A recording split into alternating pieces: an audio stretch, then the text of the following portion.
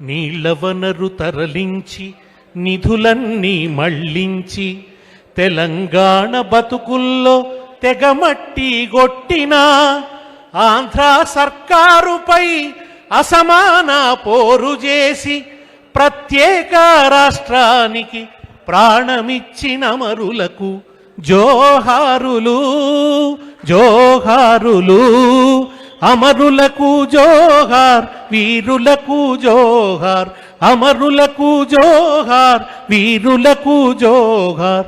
మా ఉల్ల రేవుల్ల మట్టి పొత్తిళ్ళల్ల, మట్టి పొత్తిళ్ళల్ల తొవ్వా పువ్వుల తీరు అమరులుంటారు, అమరులుంటారు.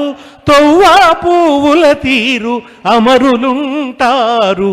జోహారులు జోహారులు, అమరులకు జోహార్, వీరులకు జోహార్, అమరులకు జోహార్, వీరులకు జోహార్. 369 మంది బిడ్డలు ప్రాణాలు బలిదానం ఇచ్చినటువంటి పోరాటం అది. భూమి రక్తసిక్తమైన పోరాటం,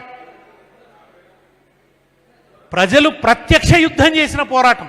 అటు పోలీసులు ఇటు ప్రజలు. వాళ్ళు తుపాకులతో కాలుస్తుంటే ప్రజలు రాళ్లు విసిరి కొట్టిన రాళ్లతో యుద్ధం చేశారు. ఒక కురుక్షేత్రం వల్ల అటు ఇటు, అటు పోలీసులు ఇటు ప్రజలు. చార్మినార్ నుంచి, రాజ్భవన్ నుంచి చార్మినార్ ర్యాలీ చేద్దామని పిలుపు ఇచ్చి ర్యాలీగా పోతూ ఉంటే కాల్పులు జరిపారు. కాల్పులు జరిపితే ఒక్కో బిడ్డ ఒరిగిపోతున్నాడు, తుపాకీ గుండ్లు తాకుతున్నాయి, రాలిపోతున్నారు. అయినా ఆ ర్యాలీ ఆగలే, చార్మినార్ దాకా వెళ్ళినారు. 69లో ప్రజలు అంతటి పోరాట స్ఫూర్తిని ప్రదర్శించారు. కానీ అంత చేసిన ఆ పోరాటం చివరికి అది విషాదాంతమైంది. అది అనుకున్న గమ్యం చేరలేదు.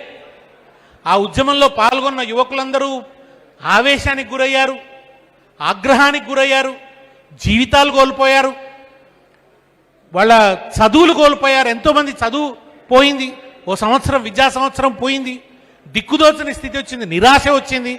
ఆ నిరాశపడ్డ యువకులందరూ కూడా నక్సలైట్ ఉద్యమంలోకి పోయింది. 69 ఉద్యమం తెచ్చిన నైరాశ్యం ఆ తర్వాత ఇట్లా లాభం లేదుగా, ఈ అసెంబ్లీలలో కొట్లాడితే లాభం లేదు, పార్లమెంటు పద్ధతిలో కొట్లాడితే సమస్యలు పరిష్కారం కావు అని చెప్పి నక్సలైట్